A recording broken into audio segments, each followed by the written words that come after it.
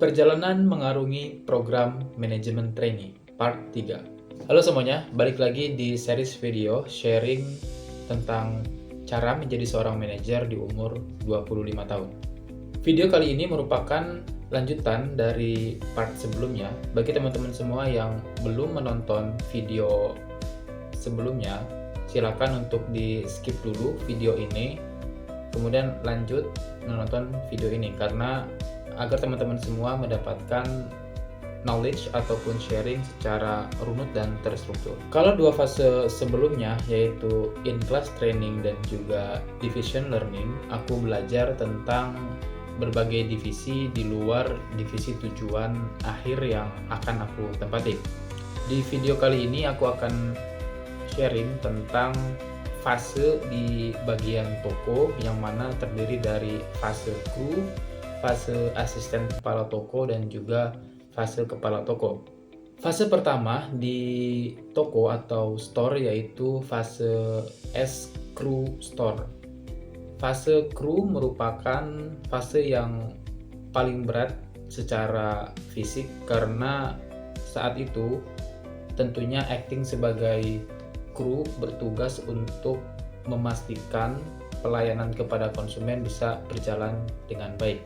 Lalu hal-hal yang membutuhkan effort fisik lainnya seperti menurunkan barang yang datang dari warehouse, kemudian memastikan barang full display di rak, kemudian kerapian, kebersihan yang ada di toko. Untuk kebersihan kerapihan agar konsumen nyaman saat berbelanja ke toko yang kita tempati. Kemudian untuk kebersihan di area toko itu sangat luas. Ada kebersihan area parkir, kemudian area teras, area sales, area kasir, kemudian juga area selasar gudang sampai ke bagian belakang yaitu bagian gudang dan juga toilet.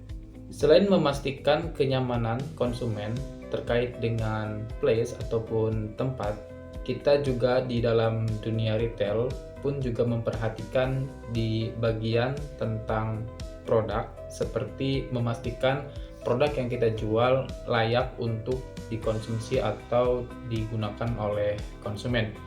Kita usahakan untuk tidak ada item atau produk yang rusak, yang expired ataupun kotor dan tidak layak jual ataupun tidak layak untuk konsumen miliki.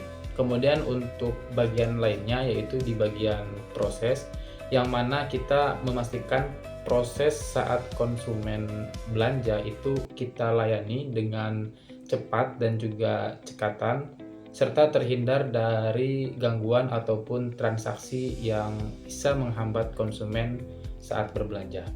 Bagian lain yang dituntut untuk kita sebagai di bisnis retail yaitu terkait dengan people, yang mana kita sebagai pelayan di toko harus memberikan kenyamanan dari segi sikap dan juga tutur kata seperti ramah, kemudian tatap senyum sapa, ataupun saat menjadi kasir harus dengan perkataan atau standar komunikasi yang telah ditetapkan. Tujuannya agar konsumen bisa betah untuk kembali belanja ke toko yang kita tempati. Selain hal-hal basic yang aku sebutkan tadi, tentunya dalam dunia bisnis ada target yang ditentukan oleh perusahaan, baik target sales maupun target yang lainnya. Untuk di fase kru sendiri, aku ditempatkan di toko dengan jam operasional 24 jam, kemudian ada layanan F&B yang biasa dikenal dengan Beanspot, menjual fresh kopi dan juga roti beserta beberapa macam food seperti ayam, oden, dan yang lain sebagainya. Kemudian selain itu juga saat aku menjadi acting as crew, ada juga layanan pesanan online atau yang dikenal dengan Alphagip atau Sapa.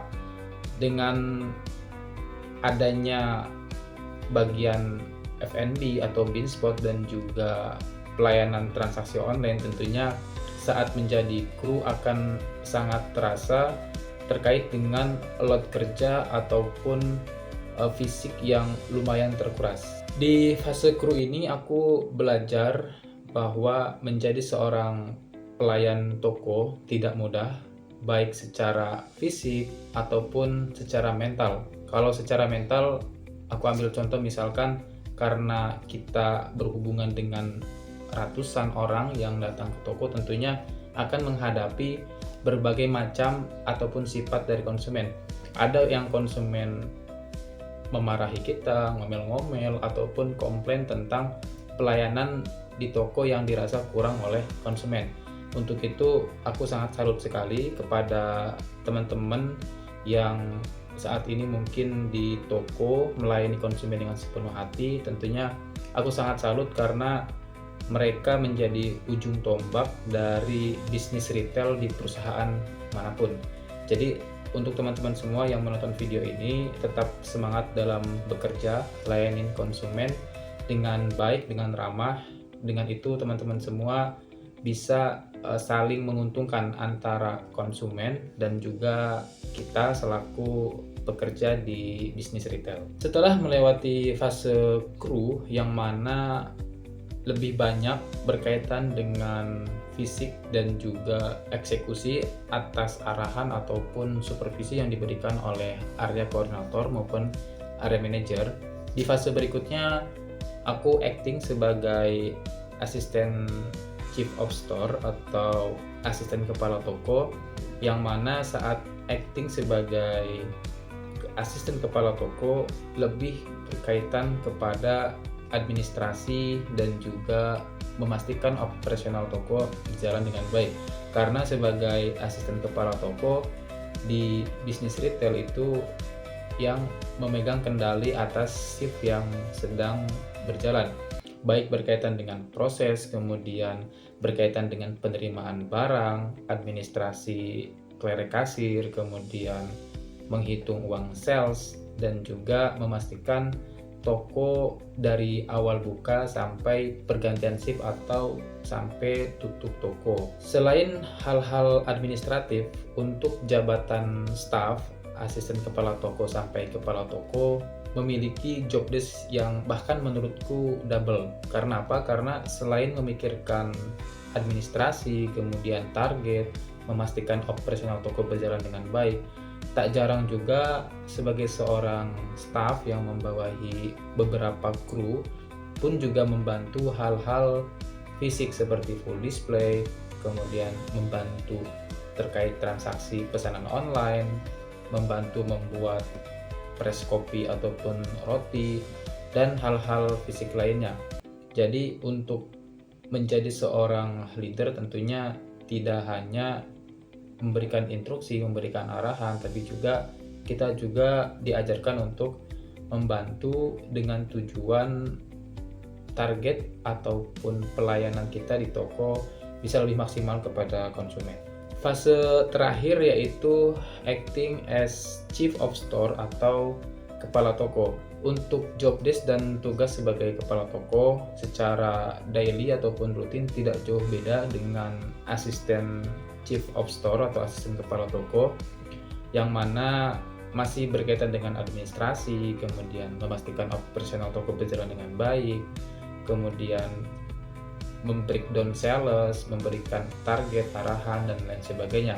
Hanya saja sebagai chief of store atau kepala toko tentunya menjadi ujung tombak segala keputusan ataupun instruksi ataupun arahan yang diberikan oleh area koordinator maupun area manager ke atas. Dan sebagai kepala toko tentunya apapun yang berkaitan dengan toko dari atasan akan langsung tembak ke chief of store atau kepala toko. Untuk itu sebagai kepala toko, walaupun kita tidak sedang jaga shift, tentunya harus on call dan tahu kondisi toko sampai detail, dan apapun yang terjadi sebagai kepala toko harus tahu, baik administrasi ataupun kegiatan-kegiatan fisik yang dilakukan oleh bawahannya. Total untuk fase di toko yaitu ada 3, tadi dimulai dari kru, kemudian asisten kepala toko, dan juga sebagai kepala toko.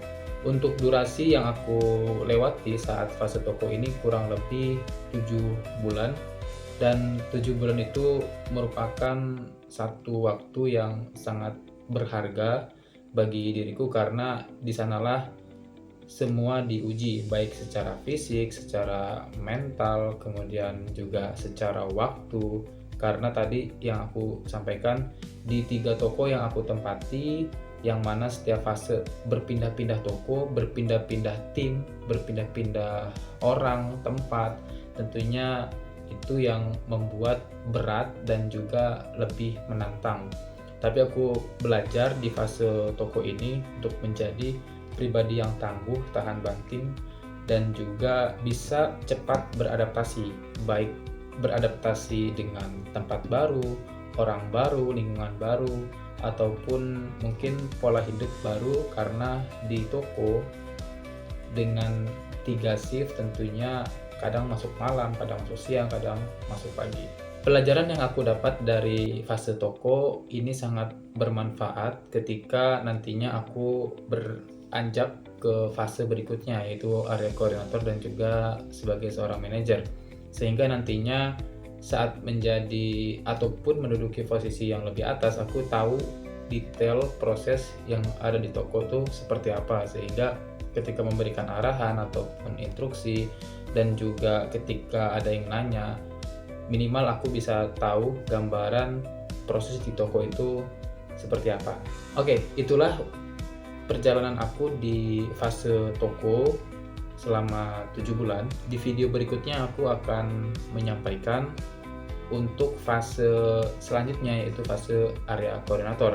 Setelah aku melewati 3 fase ini, tentunya masing-masing fase ada review dan juga panel, dan alhamdulillah tiga-tiganya aku dinyatakan lulus dan bisa untuk beranjak ke fase area koordinator.